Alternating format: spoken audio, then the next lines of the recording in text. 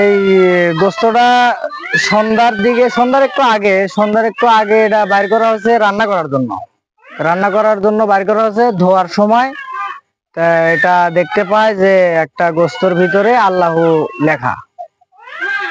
এখন তারপরে ওই জানাজানি সেই পরে এক আলেমের সাথে যোগাযোগ করা হলো। এখন আলেম বলতেছে যে হলো গোস্তটা রেখে দাও, যে ডিসিশন দিয়েছে আলেম সেই ডিসিশন মতেই রাখা হয়েছে আর কি।